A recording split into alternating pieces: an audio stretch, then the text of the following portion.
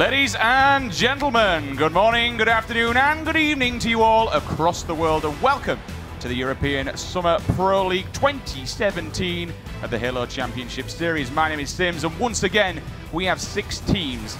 Things are heating up outside, because of course it's summer. Things are going to be heating up inside. 6 teams will be thrown into the arena, and only 4 can come out on top and make their way to DreamHack Atlanta. Joining me on the desk, once again, Mr. Harry C. Brother. Oh, which way are we going? I went. Just do it. Oh, there we go. How you feeling, dude? Welcome back once again to the desk. Thanks. We've got a bit of a void. Yeah. It feels a bit weird. I miss him.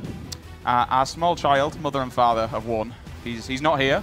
Mr. Gaskin has had some travel issues, unfortunately, but he'll be here next week, so don't worry about it. But, you know, Harry, how's things? How you been? How you enjoying yourself? Pretty good. I mean, I'm currently wearing your wife's sunglasses. Well, yeah, please don't lose them. She never, honestly, yeah, I never thought I'd honestly be in this position, but yeah, I'm really excited. New season, new settings, new teams. Can't wait. I can't wait to see how it plays out. And of course, some new prizes as well. Remember, you guys want to get you involved at home. Tweet the stream, use the hashtag HCS. If you want to go to Halo WC, HCS all month long. We've got some cracking games coming up. We want to get your tweets on screen as well. We want to get you guys involved a little bit more. Make sure you're following us. I'm going to take these off now because it feels a little bit weird. I might keep mine on. That Blue like Brothers kind of look, yeah, I feel. I like it. You liking it? Actually, yeah. No, it's your wife. We got Reese on the tweets and beeps. Make sure you tweet at ESL Halo. Give the account a follow as well. We'll bring those up on stream. We want to get some viewer interaction this season. Get as much as we can on screen.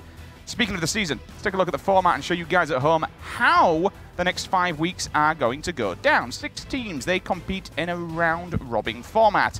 This time around, we've only got 5 match days. 3 matches per day, that's 3 series. They're all best of 7. And the top 4, well, I'll tell you what, guys, they're going to be moving on to DreamHack Atlanta.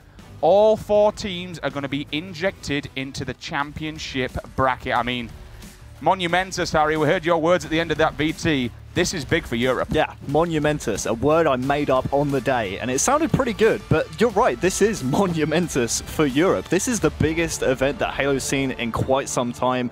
The North American Summer Pro League Finals at DreamHack is going to be huge, and 4 European teams go straight into that championship bracket. That is a huge opportunity for these teams competing this season. So that just puts all the more importance on every single one of these games we're going to see this season. There are a couple of questions I've seen floating around of where the 4 teams will be ended up. I can now confirm all 4 teams will definitely be in the champ bracket at Atlanta. But overall, the European scene, a couple of teams have got weaker, a couple of teams have got stronger. I mean, Harry, it's been a whirlwind, especially after roster lock period. Everything just seemed to go wrong. Yeah, everything just kind of got flipped upside down. The boys on your screen, you just saw Fabi obviously splitting up. That's the major storyline going into the summer 2017 season. We'll go through the rosters a little bit later on, but with 2Foxy leaving the game, that basically left Respectful and Moz to find a new roster. Jimbo's found himself a new team as well. So basically all of Europe just turned on its head because that one team split up. The best team in Europe, the best team Europe's seen possibly ever, splitting up has just caused an avalanche, a complete cascade of team changes throughout the European scene. And especially when we're going to have 4 of these rosters going to fight out against not just America's best, but the world's best teams over in Atlanta. These boys, they've got to seriously pick it up, get their act together, and start kicking ass. And that's more than likely what we're going to be seeing throughout the rest of the next 5 weeks. So moving on then, let's take a look now at the teams that are going to be happening, the matches that are going to be happening today. So game number 1 on your screen. Remember, these are all best of 7. Invictus, the old London Conspiracy, will be going up against Team Supremacy. The lads, which you will know at least 2 of these guys, the best duo and the best 2 players in the EU right now from Fabi, Moz and Respectful, will be going up against Divine Domination, our new French roster. And then we see Team Infused going up against newly acquired XL Esports. 2 new faces there in the Pro League, some old faces as well joining them. Honestly, Harry, I think we're in for a really good season. Yeah, it's a really good season and really good matches here on match day number 1 as well. Obviously, when we go over the rosters a little bit sooner, we'll have a bit more context onto what those matches actually mean. But you're right, the season ahead is going to be really juicy. We've seen new teams, we've seen a load of team changes like we alluded to before, but Also, one thing I'm really looking forward to this season is the amount of open bracket talent we're now seeing in the Pro League. These guys have been grinding the open circuit, and it has paid off. They're now here in the Pro League. Well, let's run you guys at home through the teams and through the players that are going to be competing for the next 5 weeks on your screen. Team Infuse, Snaky, Kimbo, Batchford, and Quadius. Invictus, the old London Conspiracy, will be Cristola, Ramirez, Snipe Drone, and Jimbo. And then Divine Domination, our second French roster joining the Pro League. Talik, Chick, Seeker, and Nurix. Harry, 30 seconds.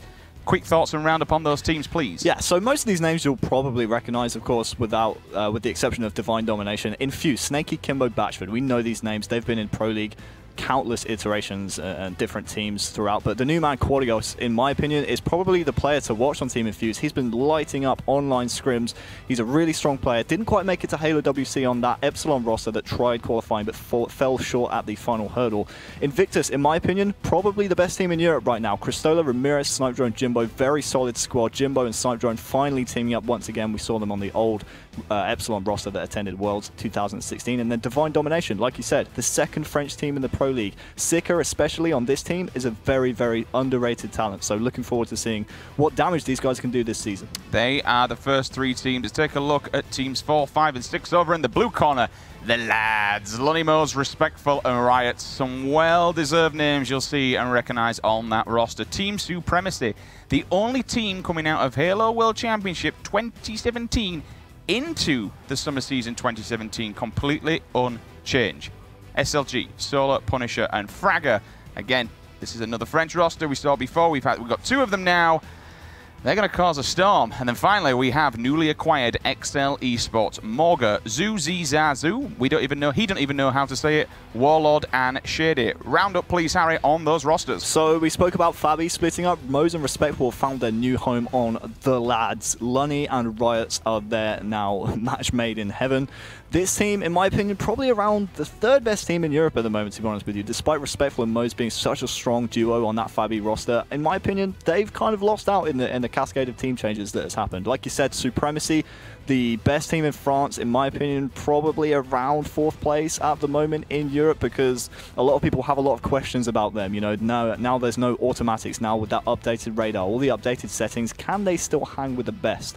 That's what we're going to find out this season with Team Supremacy. And then XL Esports, this is going to look like a bit of a mismatch of a squad, but in my opinion, this is probably the sleeper squad of the entire Pro League. They've been taking really good games and really good series off of other Pro League teams in online scrims. So watch out for XL Esports. A lot of underrated talent in there. And again, more players that have been grinding out that open circuit, and it's paid dividends. Well, there you have it then, guys. They are your 6 teams going to be competing over the next 5 weeks. There's a $33,000 prize pool that's going to be split between these 6 teams. But only the top 4, they will be going to DreamHack Atlanta. Now, we can't speak enough how big that is, you know? Sending 4 teams over, sticking them in a champ bracket and going up against NA's finest, the world's finest. And now we've had these changes. We said Fabi's definitely been one of the strongest, if not the strongest roster that Europe's ever have.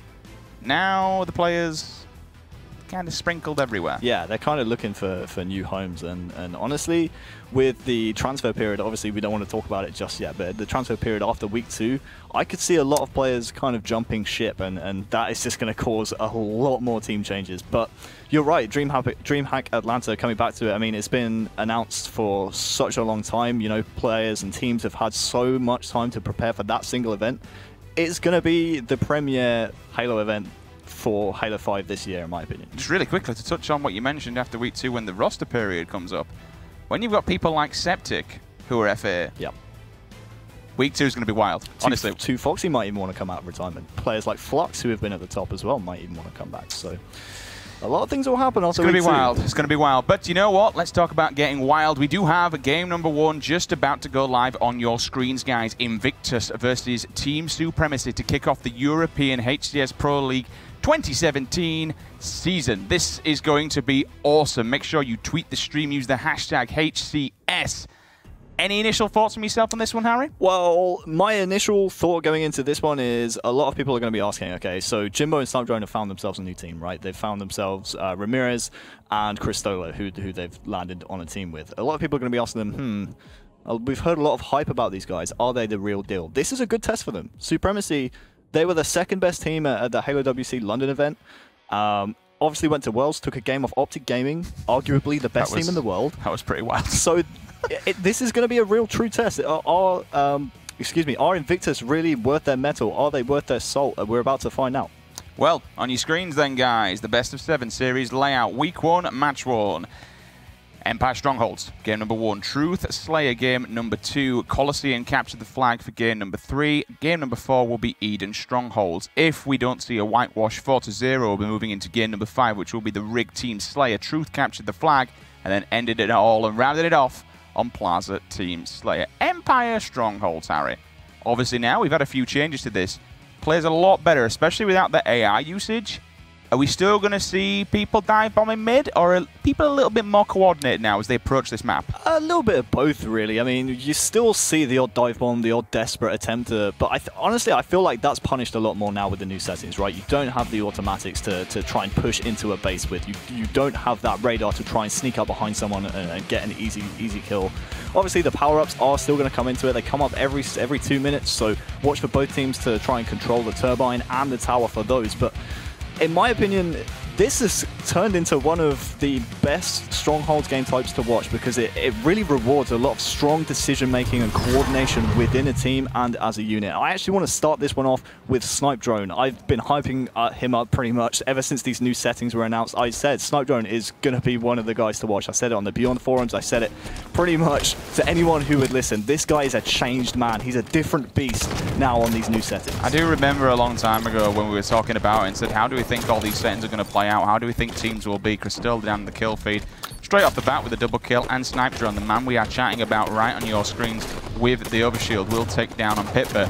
We both get, well, I'm going to give you the credit here, Harry. What's steal your limelight? You did turn around and you said, Snipe Drone, he is now going to be the player that we used to know. He's going to be the player when we saw him on Epsilon with Jimbo, working as that duo, working together and being pretty much that old team that we saw before, because they have been, you know, back a year ago, they were destroying everybody with the Buck Brothers. Yeah, they were, and a lot of the reason people are hyping Snipe Drone on these new settings is that anyone who's competed against Snipe Drone on old Halos without radar, without automatic weapons, knows this man, honestly, he's a real thorn in the side. I mean, you constantly have to worry about him flanking and shooting you in the backside and shooting you from the side. But as we're saying this, though, it looks like Supremacy actually having a lot of control and a lot of success so far in this game. We see Punisher there taking down Cristola quite easily. We'll swap over to the Supremacy side with SLG, the team captain. But so far, look at the score. It was actually Supremacy to get total control off the start despite not getting the overshield. And now they have a 15, make it a 16-point lead to their favor at the moment. Which is pretty surprising because they didn't get the first OS. They went 3 down straight away pretty much off the bat. They flipped this completely on its head. They're putting the real pressure on Invictus here. You saw the triple cap at the start. Once again, we're going to see Fragger push in. He's got a teammate there.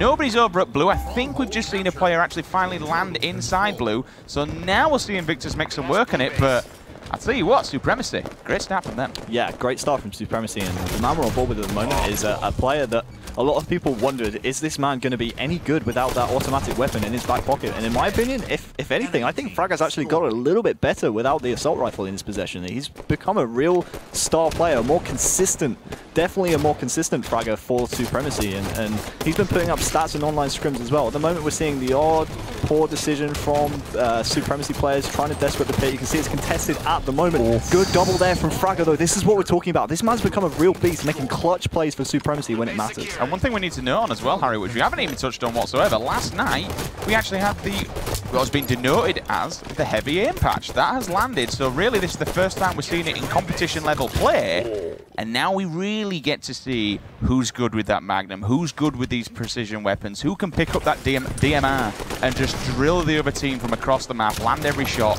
and just really make them bleed. At the moment, 9 points to 44. Wow. Supremacy. The French gods, they are in the driving seat. They most certainly are. And what's very worrying here for the Invictus squad is the fact that they're getting outslayed by Supremacy, and Fragger, again, picking up another kill there on Snipe Drone.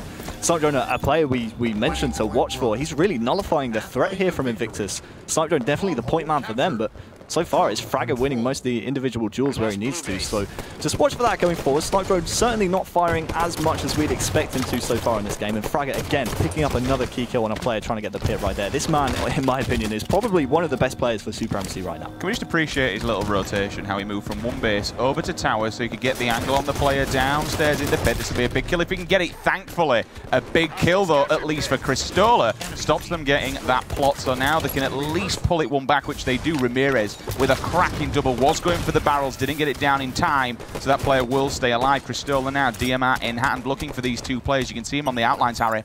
Yeah, well, that key kill, honestly, from Ramirez was so important because Supremacy were kind of shaping up like they wanted to retake the pit. They allowed Invictus to just grab that, but it looked like they wanted to play retake on that. Ramirez grabbing that key kill on Punisher really just nullified the threat once again from Supremacy. So very nice stuff there from Ramirez picking up a key kill, and Solar here able to stay alive is very interesting. The fact that he hasn't been picked up yet, but again, it seems to be, at the moment, they are just kind of desperating around this pit area. You see two players being caught off guard. Fragger needs to win this fight versus Jimbo, and he does. That means the pit is still going in favor of Supremacy right here, and it's actually reset there. Double kill from Snipedrone, very nice from him, and Cristola actually the last alive right here. So Supremacy actually, if they're quick on this pit, they could maybe even steal this away from Invictus right here, but instead, looks like they're going to go for some turbine control, and as a result, it looks like SLG has the overshield. I like the play though. Move outside, defend your base, tag it up, and now he can rotate behind them because, well, we can see that, no doubt.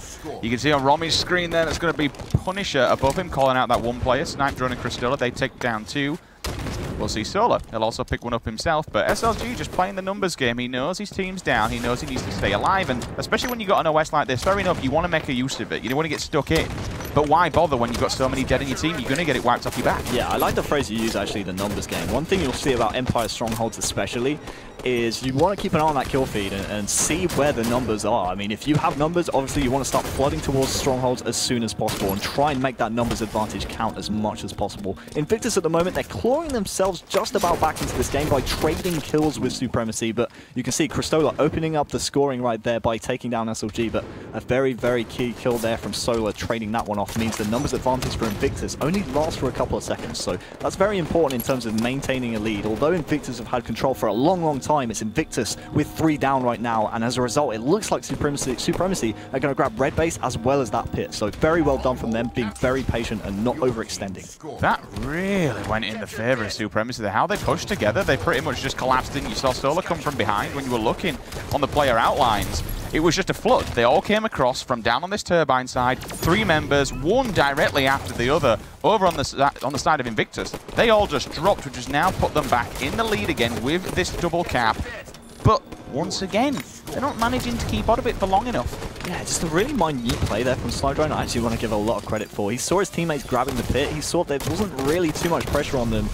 And this is kind of what we were talking about. If Snipedrone gets that kill, that would be huge, but that's what I was talking about. He kind of pushed into the base where Supremacy players didn't really expect him to be, and that's the kind of flanking ability that Snipedrone really brings to this team now that the radar is kind of out of the equation. It allows him so much more freedom.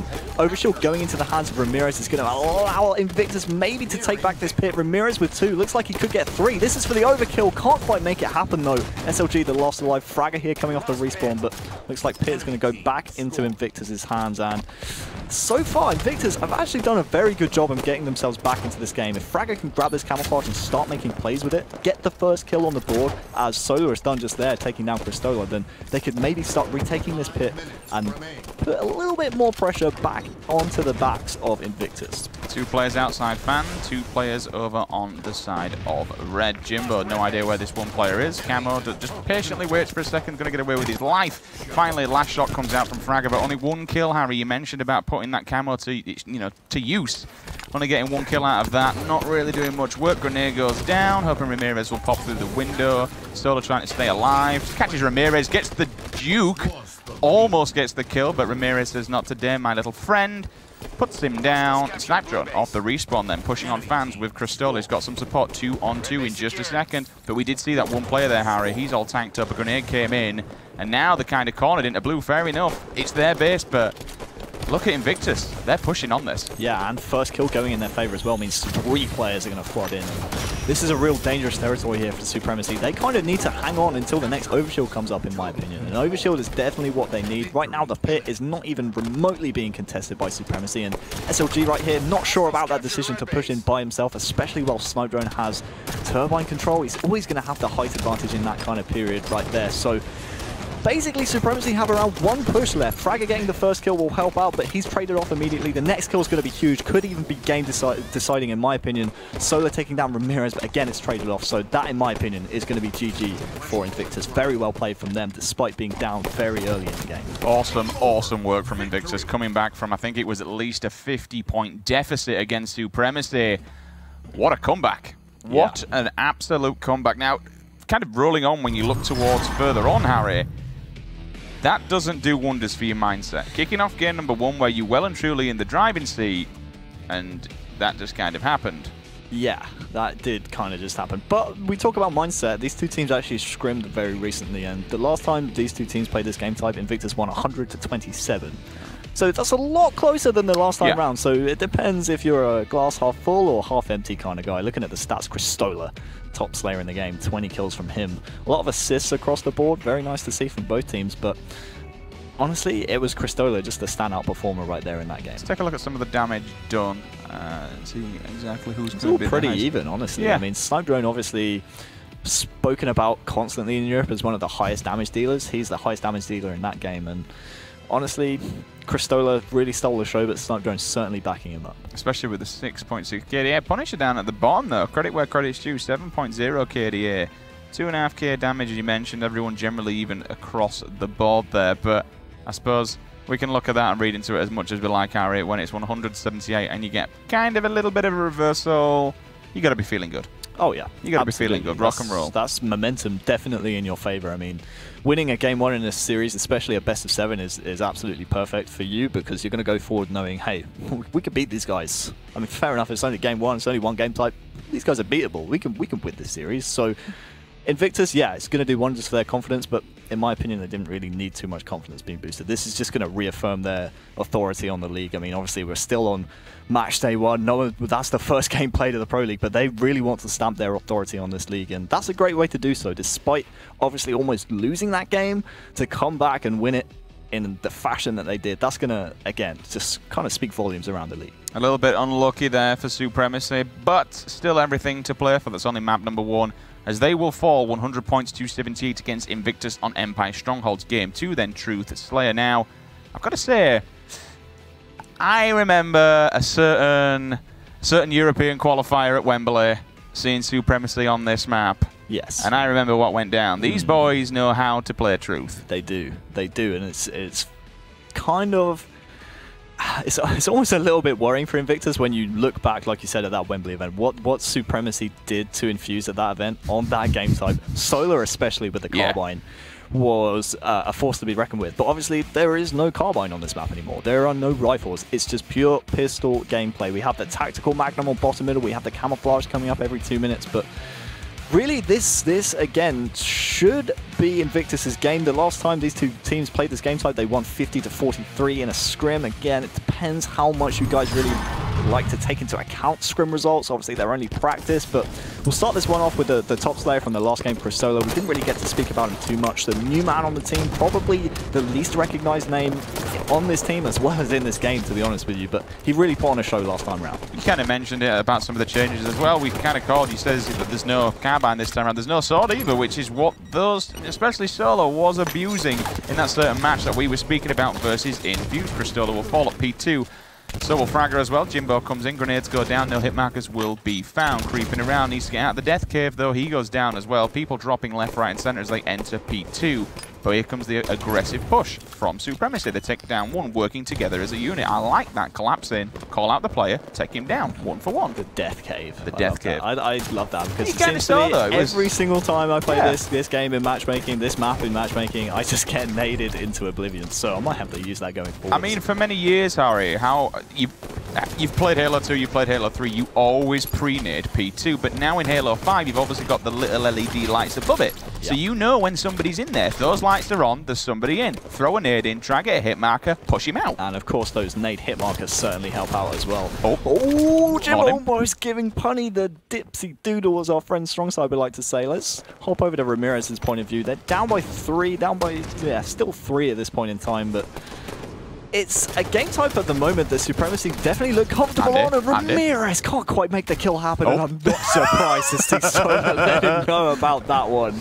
He really should have made that kill happen, and that could really be a turning point. I mean, we're around 30 seconds until the next camouflage comes up, so Solar right here is going to want to try and maintain this pink tower control, but it looks like he's going to try and flank in behind some of the Invictus members right here. Yep, with no idea where he is. Saying that, the player has come round. Unfortunately, misses the jump, so Ramirez comes back for some vengeance. SLG, though, perfect killing the kill feed on Jimbo.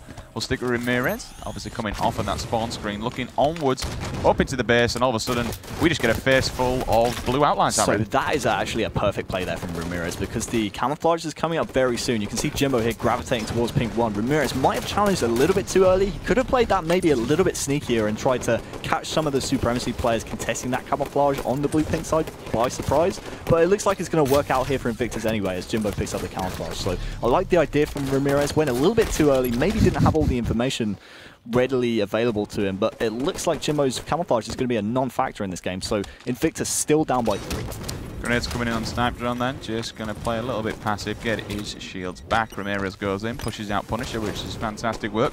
Makes a little bit of room, gives Snipe Drone some breathing room. He's going to push on forward, misses a couple of shots, but does make the last one count. That's Solar and SLG both down for Supremacy. Now some great shots across map. Will he get the kill? Of course he will. It's Snipe Drone. That's going to be Fragger who drops also. But now SLG has got to deal with him off the spawn as Solar picks up a double straight off of that respawn, but he will get ended as well. Snipe Drone, king of the castle at the moment, Harry. My. Yeah, look at this. He is. And this is what we were talking about, man. Snipe Drone, his damage output is ridiculous, and you saw his aim right there. That cross-map shot from Pink 2 to Carbine 2, those are not easy shots to hit. You get barely any auto-aim, barely any aim assist right there, and he was still hitting every single shot, hit marker after hit marker. So delightful shots there from Snipe Drone, and once again, his flanking potential coming into effect there as well. Doesn't quite get the beat down, but he almost made the kill happen on SLG as well. Very impressed by Snipe Drone's gameplay so far. It's worth a challenge. You know, if you're going to go down, you might as well have a crack at it. Worth a challenge. Try and get the beat down off. Jimbo on his POV now, moving through the bubble. Finds Fragger. Will Fragger get the kill? Yes, he will. Keep seeing Jimbo getting these perfects to the face, unfortunately. Little Jimmy getting a face full of lead. Punisher takes down Ramirez also, but Cristola answers back. 1, 2, 3, 4, 5, 8 members dead. Still last 2 alive here. They're all going to be coming off the respawn. Punisher still hanging back, and we mentioned before, checking the numbers. Why push up if you've got no support? You're just going to die instantly. His teammates in P2 there. More than likely as the teammates, they're going to be pushing up on Carbine side. So this team fight we're kind of seeing right here, we saw SLG up there in Pink 2. Now that's going to be contested by Snipe Drone, who's just been taken down. These 2 kills here actually from Supremacy, very important because the camouflage is coming up right now. They didn't get the last one. It was Jimbo who grabbed that, don't forget. But it looks like Punisher's actually in a great position to grab it, and there you go. So with a tight game, 32-32, and now the camouflage in the hands of Supremacy, you'd have to say the game's probably in their favor right now. If they can put this camouflage into good use, get Punisher flanking around, catch some players off guard, and make key kills happen right there, like he should have maybe on Jimbo. If Jimbo stays alive right here, that would be a great play from him, but he does go down. If Punisher puts this camouflage to good use, we could see Supremacy escalate into a lead. Yep, totally. Just going to be trigger patient for a second. Holds back. Ramirez comes up, finishes off the kill. Easy one for him. Jimbo's going to roll in. Grenades coming there, so he now has the information. But it doesn't matter. SLG's there, gives him a crack to the face, takes him down. And now all of a sudden, we're going to see Invictus 1, 2, 3 members all coming off spawn. Snipe Drone's holding back. You can see him kind of crouching back there. You're shaking your head there, Harry. What's your thoughts? Yeah, it was unfortunate for Punisher. I'm very surprised he escaped with his life, honestly. I mean, obviously the camouflage right there. We have the benefits of the player outlines, but we saw 3 players right there. If anything, Punisher really should just use that as an information play. He has the camouflage, he's out in the open, no one really knows he's there. If he just uses that for information and calls that out to his team, they could maybe be in a bit more of a lead, but they are still up by 3, so can't really be too critical from Punisher right there, but you have to say that could come back and bite them in the backside if Invictus come back in this game. 3-kill game, turned down to 2, 40-38, 6:20 remaining on the clock. We're seeing Supremacy in the lead, but they were in the lead previous. Now it's down to 1. Can we make it 0? No, we cannot. Back up to 2 as we see Solo coming in with the support Cristola. 1, 2, 3 members of Invictus. You can see them all on the player outlines, pushing in on Solo. He's left all on his own, needs some support, which he's going to get, but unfortunately,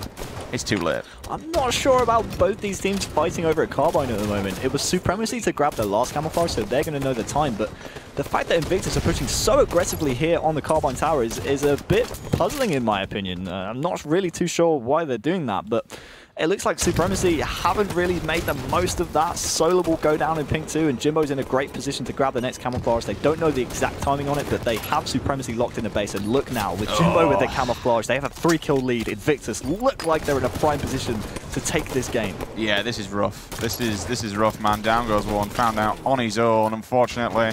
SLG will trade off with him, but now they only need 3 more kills. Supremacy, they need to bring this back by 6, 5:20 remaining. Plenty of time to do it, but, and you know, I suppose they do have P2 control, but really?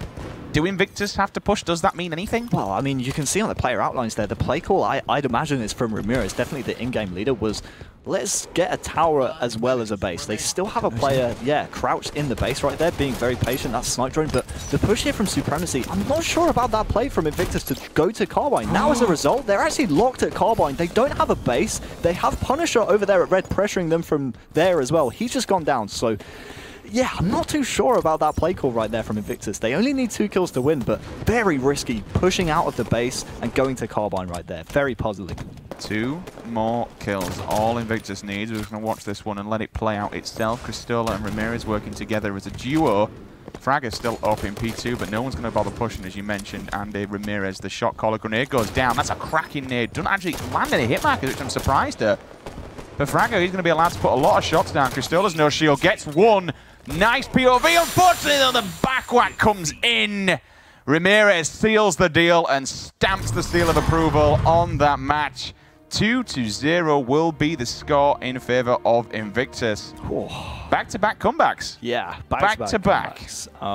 Yeah, again, some more kind of questionable decision-making from both teams in that game. I mean, especially Invictus playing so heavily around that Carbine Tower. Obviously, ultimately, it paid off in the end, because they came out with the win. But yeah, a few strange decision-making happening in that game. We can see Snipe Drone there, 16 and 9. A great performance from him.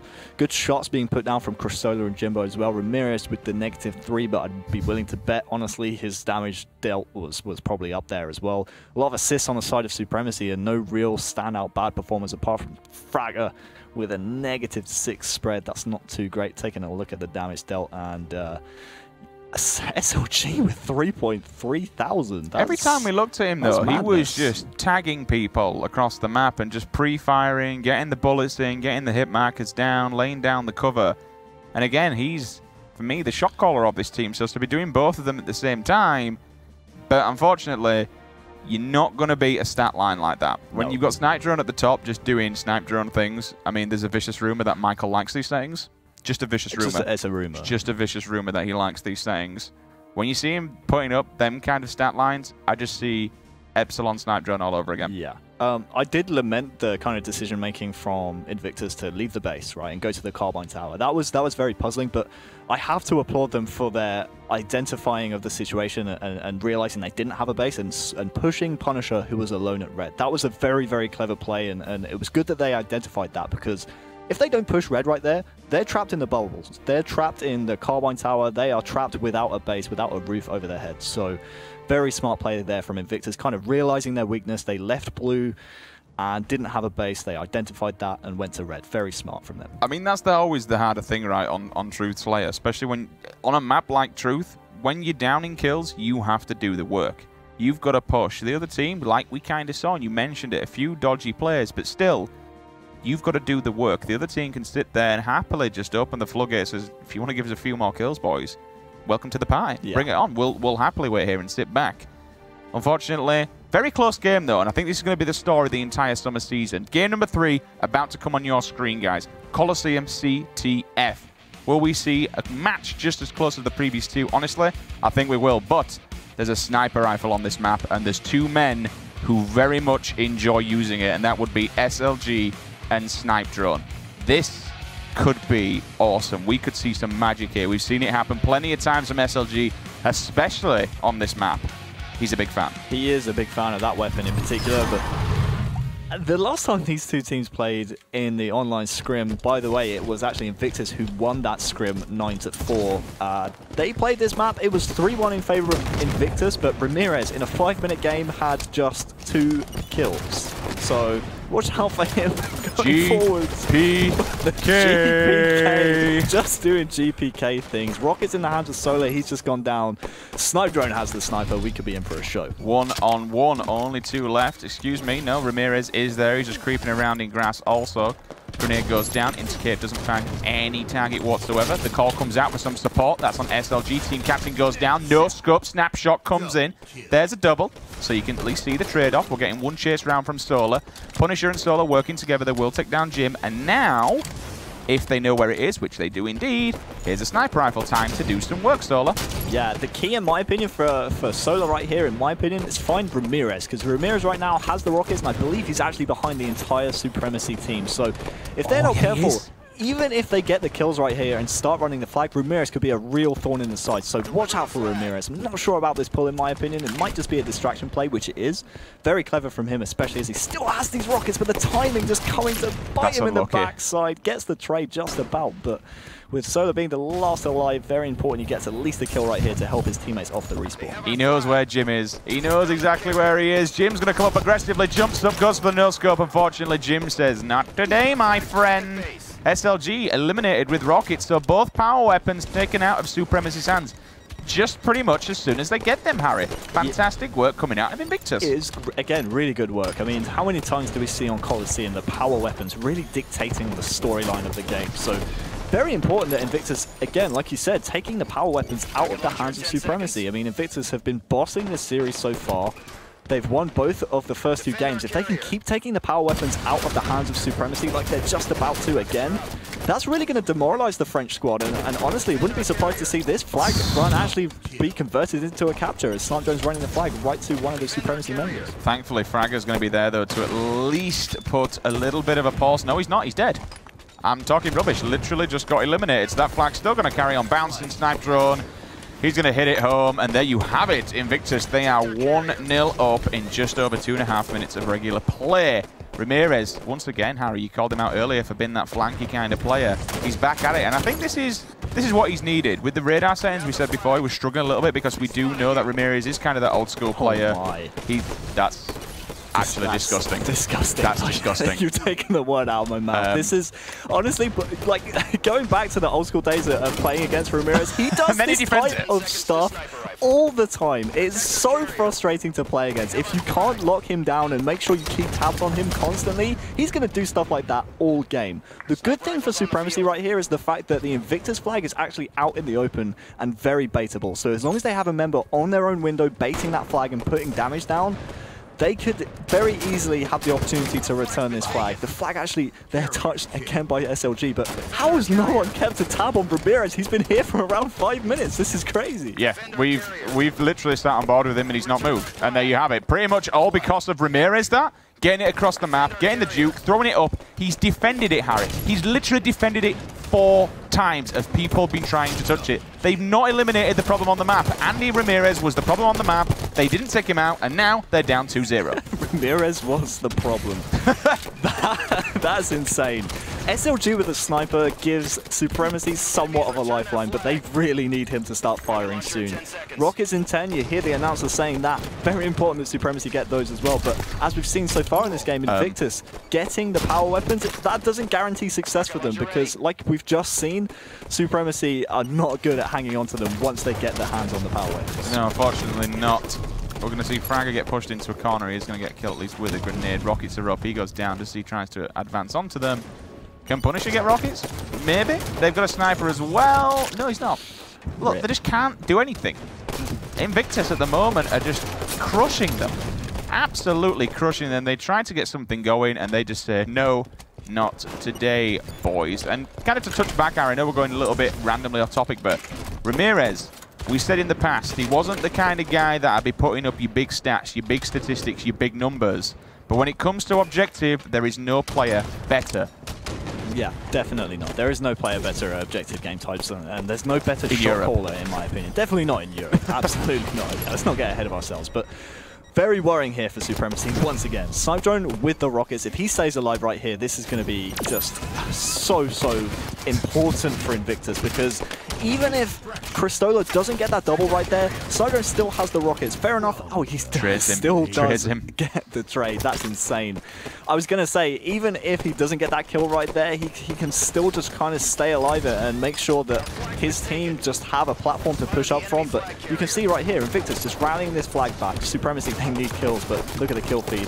This SLG right here needs to go huge. He's going for the recup, but doesn't look like it's going to happen right here. He does actually have help, though, so this free zone might just come in. Did he get it? No. Thankfully, SLG's there to at least save the day in game number 3. He's going to sniper on his back as well. Whether that's got ammo in it or not, I do not know. I'm going to say it's empty as Harry shakes his head. SLG creeping below. Snipe Drone comes off the spawn over on elbow, so see you later, my friend. Get the hell out of my basement. 1-2 members you can see on the player outlines over on the corner just hanging about, being a nuisance, and now they're all kind of clubbed up towards this sniper area. The Snipe Drone, he's just eliminating them. Yeah, he is, and both power weapons just went into the hands, fresh power weapons might I add, of Invictus. So Jimbo with the Rockets, you can see that in the kill feed, he's already taken down one. Very important that Cristola goes down right here. If you're a Supremacy fan, he almost gave me flashbacks to the full season right there. He does transition it over into the hands of SLG though, but we haven't seen too many extraordinary snipes like we've seen in the past from SLG so far in this game. So whether he's just still kind of adjusting to the heavy aim patch that came out yesterday, or whether it's just Invictus' suffocating pressure, we'll have to find that out at a later date. But so far, Invictus have been playing this so well. Cristola now with the sniper. This, honestly, I was going to say, if Supremacy can survive until the next cycle of power weapons and get them in their possession and keep them in their own possession for more than 10 seconds, then maybe they can fashion a comeback. But again, it's first kill almost every single time going in favor of Invictus. I like the word that you use, suffocating, because that's what it feels like. There's just no room to breathe, and when you've got Jimbo... he's just having a great time. You know what, Superman YOLO, and then all of a sudden double kill comes out of Cristola. He's watching him for spawn. Someone's on the back of the table. That's going to be Solar. He's looking for his face. He knows he's there and finds it. Good night, my friends. See you later. Now the flag's moving. There's a double. Can he find this triple? It doesn't matter because the flag, he's done his damage. It's on its way. Parcel's about to get delivered. What a fantastic play from Cristola. Yeah, Jim left. Well, Jim, you just messed up my train of thought. The amount of slays that came in from Invictus, it doesn't matter that Jimbo fumbled that flag. That's going to be game, so much so the Sniper is actually going to steal the flag from him. Take that, GPK, but jeez. Jimbo, your moves are weak. But Dad, what about moves? What about moves? Let's not do this. No, let's not. No more memes. Let's not do this. Don't let your memes be dreams, guys. Here we go then. We'll take a look at the kill feed. Mr. Cristola, 24 and 11. Holy smokes. 13 and 20, unfortunately, coming out of Fragger. Not the best of statistics, fair enough. You know, it was an objective match, but when you're putting up those kind of stats and you're just dying repetitively, 10 and 17 also. I mean, the moral of the story is outslid, yeah? Fair enough, Jimbo with 13 and 17, but what does that really make a difference when you've got Snipe Drone 16, 16, 11, 24 and 11 coming out of Cristola, and even Ramirez banging 13 assists on the board and going positive? Yeah, I mean, the plays you don't see on the scoreboard right there obviously was Ramirez. That play he kind of made mid-game where he was just staying alive and just Supremacy had no idea where he was. Kind of a shame that Fragger's kind of making me eat my words right now. I said he was more of a consistent player here for the Supremacy squad. That's not been the case so far this series. Very lackluster performance in the last couple of games from him. Looking at the damage dealt, it's going to be Cristola up there with 2.9 thousand, but despite him having a lot more kills than Snipe Drone not that far behind, and Ramirez down there as well, just behind him. So a lot of damage being put down here from the Invictus squad. So, question for you, Harry. Solar, 13 and 15, only -2, but 1.7 8k damage. Does that mean he's not putting enough shots onto his people or not, you know, kind of helping support his team? Can you read too much into that being, you know, at least 500 below anybody else? I always lay into my teammates when they put that kind of stat down in Arena. Yeah. So maybe that's something for Solo to look back on. When he watches the rebroadcast back, maybe he could go back into game film and say, hey, could I maybe have put more shots down? Is the decision making and the routes that I'm taking, is that not allowing me to help my teammates out enough? Maybe. I mean, it might have just been a case of he was trying to make individual plays and put individual shots down and making sure he gets his own kills. That may have been the case. Maybe that's how Supremacy like to play that game type. But like I said, if a teammate's doing that to me in Team Arena, I'm getting mad. I'm sending messages. I'm blocking people. They're getting reported. I'm raising fists. We're going for it. I'm We're throwing going in. hands. I'll do it. Well, you know what? We're talking as if this is over. It's not. We're in a best of 7. There's a game number 4, and it's going to be Eden Strongholds. And I have said this earlier on, but Eden Strongholds, this is the map, if I'm not mistaken, that Supremacy took off of Optic Gaming. Yes. And they also... Who else did they take this off of, which was big?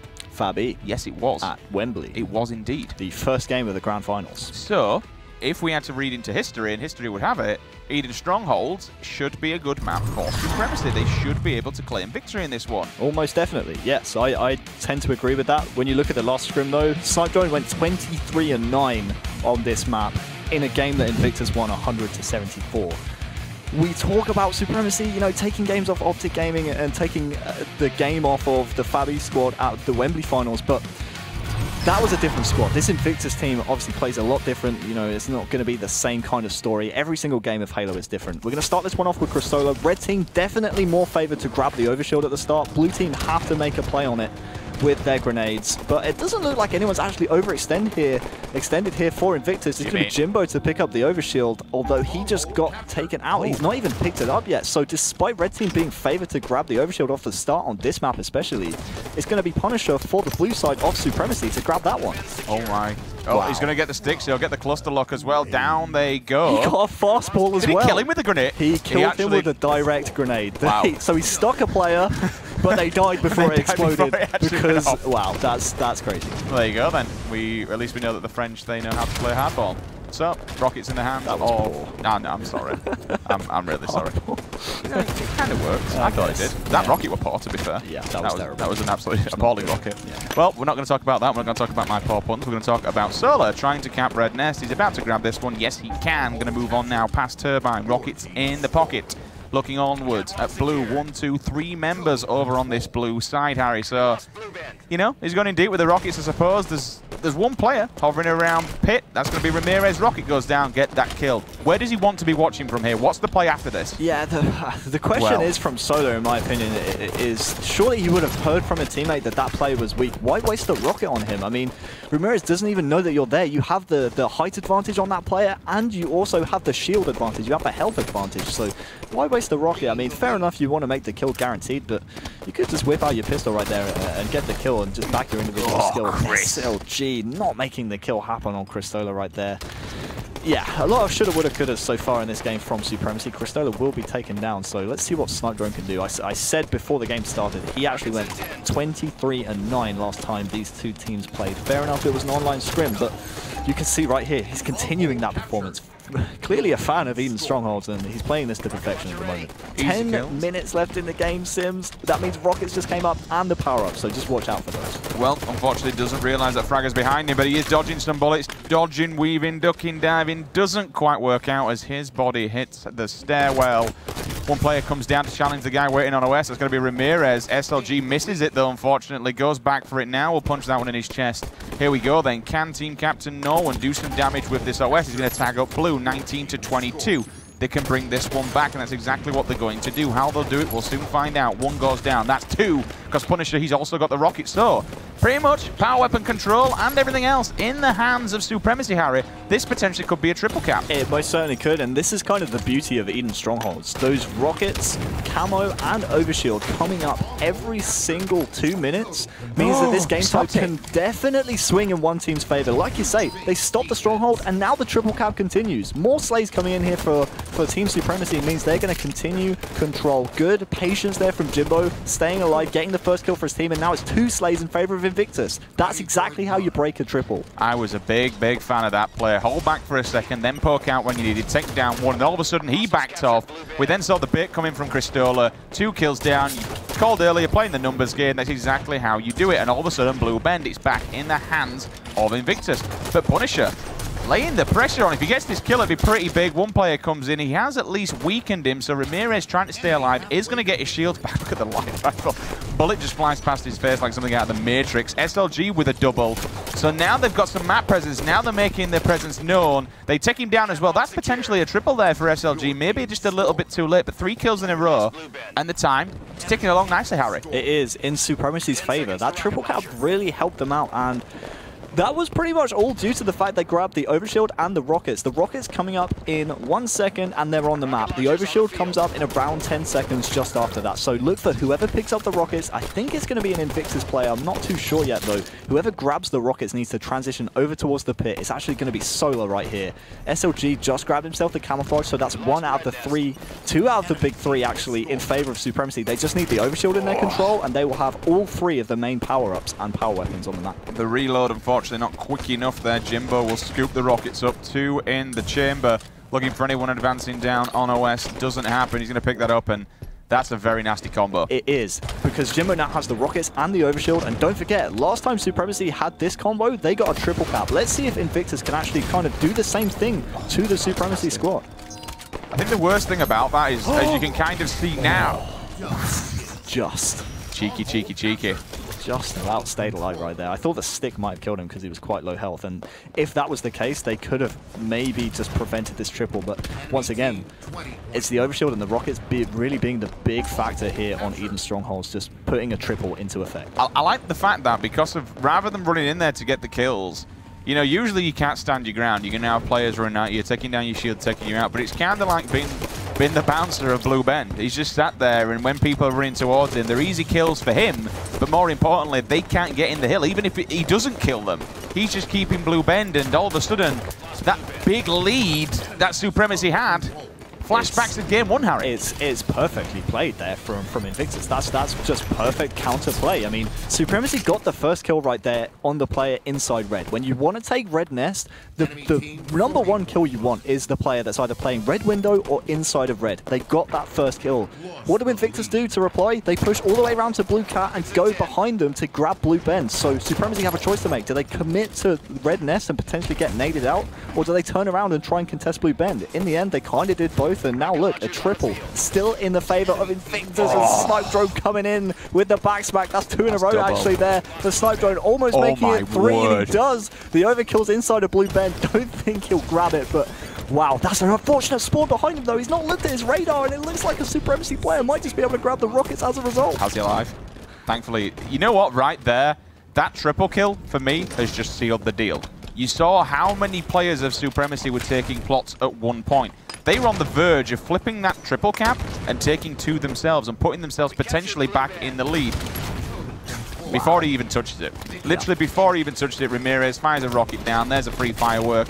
He will fall. Supremacy, will they get this OS? Yes, they will. Battle going on, one-on-one with Jimbo down in pit. He's looking for the ninja. Doesn't quite happen. Another player there as well. It's going to be Cristola. He gets away with his life.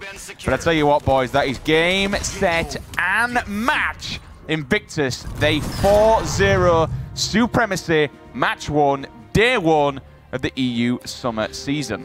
The question, are Invictus for real? The 4-0. I think they're pretty for real. When you 4-0-ing a team that hasn't split up, is LAN proven, is game proven. We know these guys, they made the top 4 last time to make it to the 4 season finals. They came second at Gfinity. They took a game off Optic at Worlds. I think, you know, it's now confirmed. For me, fair enough, you've got Infuse lingering there, but Invictus is this EU's best team. Well, you know what's so impressive about that performance? Supremacy actually outslayed the Invictus squad. I think that's what's most impressive about that performance, in my opinion. We saw, obviously, the total control in favor of Supremacy in the early game. Thanks to that Overshield and Rocket kind of combo, it didn't make a difference. They got a load of kills out of it, but not enough points on the board. And Invictus said, hey, you know what? You can slay us all you want, lads. We're just going to get those points, and they made it count. Looking at the damage dealt, Cristola, once again, one of the standout performers in the game. Just about getting the most damage in the game. SLG just behind him, but once again, Solar not putting out the most damage as we'd expect him to. I mean, there's two things that I've kind of taken from that series, Harry. One being Invictus. They just seem so well-rounded. Slaying department, objective department, teamwork department, everything just kind of looks there. When we were looking at all the variations of what was going on between the games, fair enough, you'd have someone go negative like Rami, but then all of a sudden you just see three flags in his back pocket. Yep. It's just kind of how they work. So everything feels really well-rounded about this. But the other takeaway from it is, fair enough, it was a 4-0, but it was a close 4-0. Yeah. It wasn't a white. It's a whitewash when you look at, you know, at the score at the top. But honestly, it still could have gone either way. Yeah, it could have. One thing I actually want to bring up right there is we kind of look back on the moments of the series. It was actually Supremacy who had double the power weapon kills in that previous game. So that honestly leads me to believe the fact that despite Invictus, you know, they got the odd overshield and rocket combo, it was the decision-making in that game that really won them that game. The key points, like I pointed out, when Supremacy got that first kill over at Red and Invictus somehow came behind them and still stole a triple cap away from them. Those kind of moments are very, very rare, and in my opinion, most of those are attributed to Ramirez. It'll be interesting to see in the post-game interview. You know, I'll have to ask one of the Invictus players, was that the case? Was Ramirez really the deciding factor in that Eden Strongholds game? Because Supremacy, they put more power weapon kills on the board, but they still didn't come out with a win. This is like, actually, literally balls at his face. I didn't even cop for it at first. I'm glad you mentioned it, because then I saw it afterwards. But I'm hoping we get the triple kill. I mean, this is some key pointers you mentioned before. Jim just abusing the OS, pushing them back and making sure that they stay there and don't advance on. But the triple kill, and it's right, that's it, in fact. Right there. Gets one, gets two, finds the third, and literally on the cusp. There was just there. They almost turned that one back around, and all of a sudden Snipe Drone just comes in and says, sorry, boys. There was not having it. Another almost play there from Supremacy in that replay as well. The moment where Jimbo had the overshield and he was stuck in the blue bend. If Jimbo dies right there to that sticky grenade, maybe a little bit more damage is put on Jimbo right there. Then Supremacy, they stop the triple, they stop the hemorrhaging of a load of points that went in Invictus' favor, and maybe they can come back in that game with a few key decisions made. You know what? We're saying Jimbo. I believe we've got him on the line. Mr. Jim, are you there, my friend? What's up? How you doing, dude? You alright? I'm shaky for some reason. I played like terrible, so I'm shaky for no reason. Did, I don't know. Right. I mean, no, you did good. Alright then, so EU, day one, match one, 4-0. Is this for you how you're expecting to see things this day? I mean, every team's expecting to win, right? But Supremacy, Jim, they're no pushover. It's a damn good roster, but you just 4-0'd them. First of all, how does it feel, and what's your general feelings about EU teams as a whole? Pretty happy. We come into this like knowing we're going to be winning the series, but the 4-0 was pretty awesome because we know the French team are good, and we have been tying games with them in scrims. But I was kind of expecting a win at least. So I can say on that one. As for European teams, I don't know. Obviously, after the Fabi stuff, I feel like it kind of like spread out. So it's just like the skill gap kind of just like slowly has gone down, but it'll come back to the point where Fabi. Like I feel like this team that I'm on now can do the same, and if not better than with the Fabi team anyway. Like in a European standpoint, be that dominant. So I just feel like it's just literally it's like when every roster's changed. Like every time the roster's changed, like the teams get worse, but then over time they get so much better, and it's just going to be the exact same. Jim, I want to talk to you about Ramirez. There were key moments in that series that we saw on stream where Ramirez was just making game-saving and game-changing plays, particularly on Coliseum and in that last game, Eden Strongholds, as well as Truth Slayer. How much does his play calling really affect the team's mentality? How does it really help you guys out in terms of winning games? He calls everything that we do. Like he reads the play, so it's such a huge impact. Like I think today, even during scrims, like sometimes the calls he makes, sometimes like he doesn't need to make the plays to do it, but today especially, I noticed it a lot. And I think I looked at Twitter like between some of the series, and some of his stuff's been highlighted, and some of the plays that he has made specifically today really did help us out. And you know that's what you know you're gonna get from Ramirez. Like I've known it from competing against him, team with him, that you know he's just gonna be that good in-game leader and make the right calls. Final question for me, Jim, is this a bit of intel right here, brother, or are we just reminiscing now that you're back with your duo? No, I'm reminiscing. I like the hoodie. I've always liked the clothing from these guys. I'm afraid no. I did ask, but I'm afraid no. Random, just kind of touching on that one then. How's it been teaming with Mike once again? Because obviously you spent God knows how many years teaming with him, and then you had a break from him, and now you're back with him. How are things going? Not personally between you two, but working together again. Are you finding that duo system that you kind of used to have back in the EPSI days? It feels the exact same. I'm not gonna lie. Honestly, I feel like Mike has got a lot better since then. Like before, like I did get tired of Mike, like his communication. I think everyone in Europe knows Mike's communication wasn't there, but I haven't had an issue with it since joining back on his team. Like, and that's why I really like about this team is I work with so well with everyone and Mike especially. I still remember from the Halo 4 days, Snapdragon saying about 3 words a game. So it's it's good to know that he's kind of changed his ways. Kind of one of those where you sit back and your coach does the talking. Yeah. The talking for you. We all know that. It's not like that anymore, which is amazing. Oh, that's good. And honestly, I think it's safe to say these settings, he's just gone from being... He played, The guy is a monster, so I think it's safe to say we're all looking forward to seeing how you and the rest of the team does. So I want to say thanks for joining us, Jim. Best of luck throughout the entirety of the season. Thanks for having me. See you later. Do your customs on Saturday, be there. So cute, isn't it? He is. I love him. I miss him. Do you? Yeah. Hopefully. Try and give him a hug next time you see him. My old teammate. You always reminisce. I made him. I can destroy him. Do you know who I am? All right then, guys, that pretty much sums it up for us here at the desk. We're going to take a very short 5-minute break. Make sure you tweet the stream, use the hashtag HCS. It's a pleasure casting with you and for you, excuse me, today. We've got some awesome. Faja. We're doing that earlier on. Let's not do that. We've got some awesome action coming tonight. We've got 2 more series. Don't go anywhere. We're back in 5.